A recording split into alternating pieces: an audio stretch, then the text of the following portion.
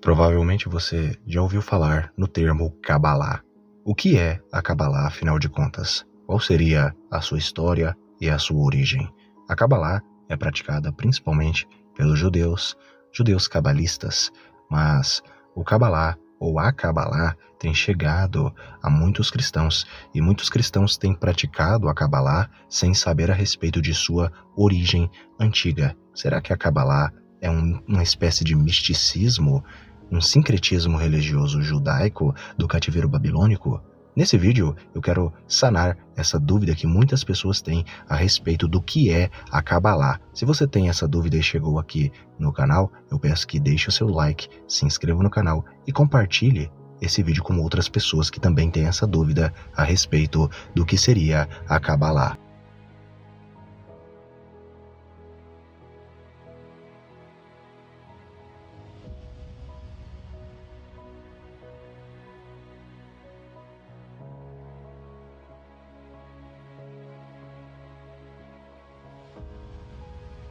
Quando adentrares a terra que o Senhor teu Deus te concede, não aprendas a imitar as abominações praticadas por aquelas nações, que dentre o teu povo não se encontre alguém que queime o seu filho ou filha, nem que faça presságio, oráculo, adivinhação ou qualquer tipo de magia, ou que pratique encantamentos, nem que seja médium, consulte os espíritos ou até mesmo invoque os mortos. O Senhor odeia quem pratica qualquer dessas abominações, e é justamente por causa destes pecados que o Senhor, teu Deus, vai expulsar aquelas nações em teu favor. Portanto, permaneças inculpável perante o Senhor, teu Deus. Cabalá é de origem hebraica e tem o significado de recebimento ou recepção, e é um método esotérico, uma disciplina antiga, um pensamento do misticismo judaico. A Cabalá, ela constitui a base das interpretações religiosas, místicas e esotéricas dentro do judaísmo. Um cabalista tradicional geralmente é chamado de Mekubal. Mekubal tem o significado de receptor.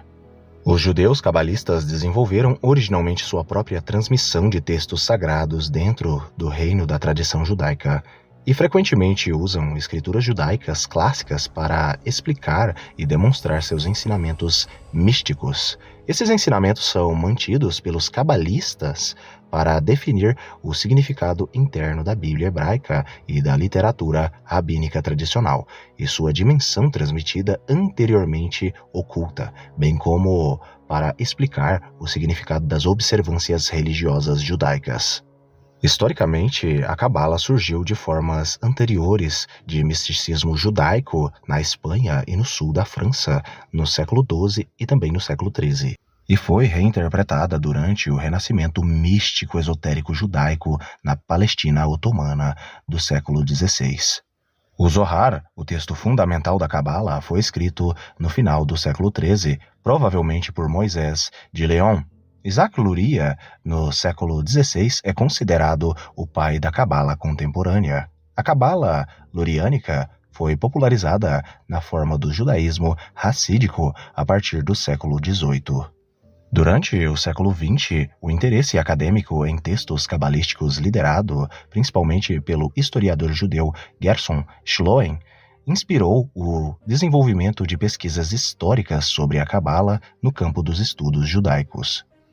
Embora inúmeras glossas, margens, comentários, obras precedentes, textos satélites e outras obras menores contribuam para uma compreensão da Cabala como uma tradição em evolução, os principais textos na linha principal do misticismo judaico, que foi indiscutivelmente se enquadram no título Cabala, em conformidade com o sentido de cada definição e atendendo a todos os vários critérios de diagnóstico dessas diferentes perspectivas. São o Bahir, o Zohar, o Pardes, o Rimonim e o Etz.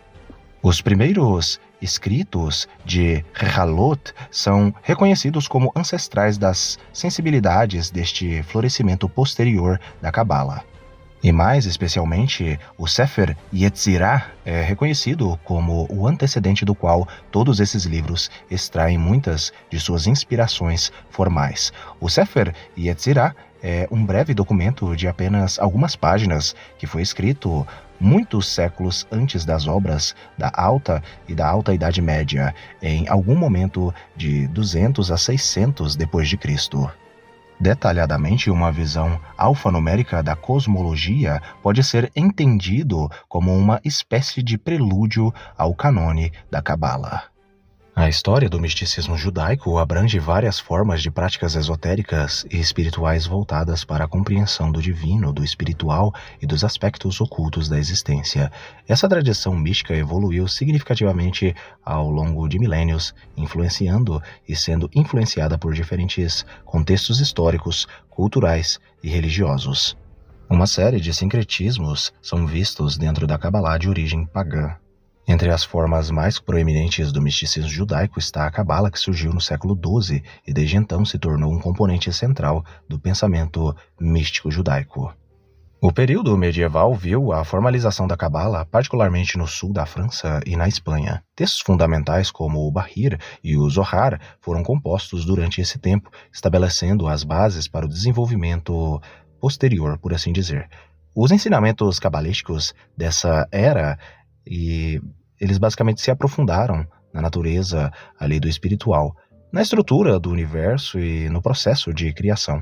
Os cabalistas notáveis foram Moisés de León, que desempenharam ali papéis cruciais na disseminação desses ensinamentos, que foram caracterizados por suas profundas interpretações, principalmente simbólicas e alegóricas da Torá.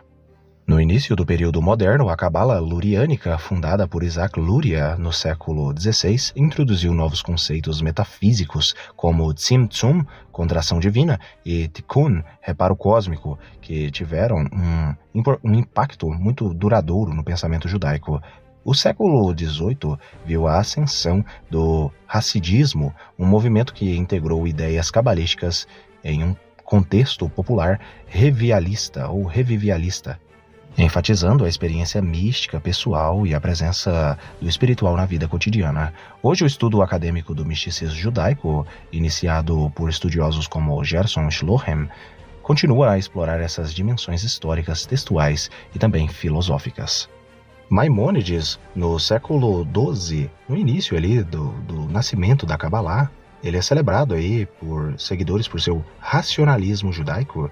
Maimônides rejeitou muitos dos textos cabalísticos, como Rekalot, particularmente Shiur Komar, cuja visão fortemente antropomórfica de Deus ele considerou herética. Maimônides, um sábio medieval de importância central no judaísmo, viveu na época do primeiro surgimento da Cabala. Por volta ainda do século XII, na década de 1230, o rabino Meir ben Simon de Narbonne escreveu uma epístola incluindo em seu Milchemet Mitzvah contra seus contemporâneos, os primeiros cabalistas, caracterizando-os como blasfemadores que até mesmo se aproximam da heresia. Meir ben Simon, basicamente, ele descreveu aí a respeito principalmente do Bahir. Ele rejeitou a atribuição de sua autoria ao Tanar e ele considerou o conteúdo como verdadeiramente herético. Em várias áreas importantes da história da Cabalá, Gerson Schlohem investiga e considera a evidência de uma interatividade de influência entre os cabalistas medievais da Provença e a heresia catara, que também prevalecia na região na mesma época em que as primeiras obras da Cabala medieval foram escritas. Nathaniel Deutsch escreve o seguinte: inicialmente essas interações entre mandeístas e místicos judeus na Babilônia da Antiguidade Tardia ao período medieval resultaram em tradições mágicas e angelológicas compartilhadas. Durante essa fase, os paralelos que existem entre o mandeísmo e o misticismo Rehalot teriam se desenvolvido. Em algum momento, tanto os mandeístas quanto os judeus que viviam na Babilônia começaram a desenvolver tradições cosmônicas e teosóficas semelhantes, envolvendo um conjunto análogo de termos, conceitos e imagens. Atualmente, é impossível dizer se esses paralelos resultaram principalmente da influência judaica sobre os mandeístas, da influência mandeísta sobre os judeus ou da fertilização cruzada. Qualquer que seja sua fonte original, essas tradições eventualmente chegaram aos textos mandeístas sacerdotais, isto é, esotéricos, e a Cabalá. R.J. Zwi Werblowski sugere que o mandaísmo tem mais semelhanças com a Cabala do que com o misticismo Merkabah, como cosmogonia e imagens sexuais, as 1012 perguntas, o pergaminho da realeza exaltada e a alma Rishaya Rabbah ligam o alfabeto à criação do mundo, um conceito encontrado no Sefer Yetzirah e também no Bahir. Nomes mandeanos para Utras, anjos ou guardiões, foram encontrados em textos mágicos judaicos. Abatur parece estar inscrito dentro de uma tigela mágica judaica em uma forma corrompida, como Abtur ou Ptahil é encontrado no Sefer HaRazim, listado entre outros anjos que estão no 9º grau do 2º firmamento. A Cabalá, em sua origem, ela possui diversos conceitos pagãos e idolátricos dentro de si, até fazendo culto a anjos, por assim dizer. A Cabalá não existia nos tempos bíblicos, na época de Jesus, ou na época ali dos profetas Daniel, Ezequiel, Jeremias. Não, isso não existia. Na verdade, a Cabalá é simplesmente um reavivamento daquela idolatria, daqueles costumes pagãos que os judeus acabaram sendo influenciados ao longo dos séculos e também ao longo dos milênios. Muitos nomes de rabinos e comentaristas judaicos antigos muito proeminentes entre os próprios judeus criticaram veementemente aí a Cabala, como por exemplo o próprio judeu Rambam, Maimônides, Abraham Maimônides, filho de Maimônides. Todos eles criticam aí os textos da Cabalá e as ideias que para eles são absurdas e heréticas na visão aí desses grandes rabinos. Em 1200, isso, no início do surgimento da Cabalá. Além deles, nós também temos o rabino Meir ben Simon de Nabone, que escreve que era heresia pura, basicamente, e blasfema. Os encantamentos feitos dentro da Cabala, também os pensamentos cabalísticos. Além disso, o culto a anjos, basicamente, que é feito dentro da Cabalá, os seus preceitos, são todos de origem pagã, não procedem da Tanar, não procedem da Torá, são simplesmente conhecimentos ocultos, místicos e esotéricos de judeus bem posteriores à época de Salomão, à época de Davi, à época do judaísmo antigo. Os preceitos e ensinamentos ensinados aí pela Cabalá ferem Levítico, ferem Deuteronômio, ferem o Pentateuco inteiro e também os profetas, ferem a Tanar inteira, visto que a Tanar ela vai nos dizer em várias partes que é proibido qualquer tipo de ocultismo, magia, feitiçaria, encantamento, qualquer tipo de conhecimento oculto. Isso é proibido, isso é errado aos olhos de Deus. Ou seja, os ensinamentos da Cabala estão ligados ao ocultismo, ao conhecimento não bíblico, isto é, fora das escrituras sagradas. A Cabala não é judaísmo puro, é apenas a mistura do judaísmo com ideias esotéricas e ocultistas.